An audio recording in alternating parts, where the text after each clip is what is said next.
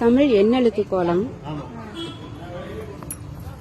கா 1, 1ல இருந்து 100 வரையும் எண் எழுத்துக்கள்ல எழுதி இருக்கிறேன். நமக்கு பயன்பாட்டிலேயே இல்லை இந்த எண்கள்லாம். நம்ம முன்னோர் 10 பவர் 32 வரையுமே எழுதி வச்சிருக்காங்க. அதுக்கு பெயர் கொடுத்திருக்காங்க.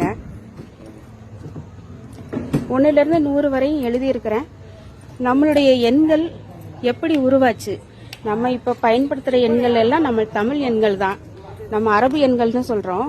காவில இருந்து 1, ஊ அதுதான் 2, அதுல இருந்து 2, ஞா போட்டா 3, அதுல இருந்து தான் 3 உருவாயிருக்கு.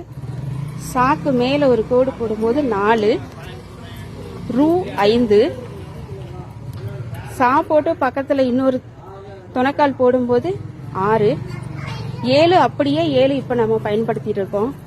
8 அதுதான் அட்டு. அந்த 8 அந்த மேல ஒரு சுழி கீழே ஒரு சுழியம், அதுதான் 8. 9 9ன்னு சொல்ல மாட்டாங்க, தொண்டுன்னு சொல்லுவாங்க. யா போட்டா 10, லாங்கிறது 100, இது 1000, 10,000, லட்சம் இலக்கம்னு சொல்றோம். இது 10 லட்சம். இது கோடி. 10 பவர் 32 வரையுமே பெயர் நம்ம முன்னோர் வச்சிருக்கிறாங்க. வீசம், வீசம் பாருங்க, அந்த யா மாதிரி தான் இருக்கு, ஆனா மேல ஒரு வளைவு இருக்கு. இது அரைக்கால்.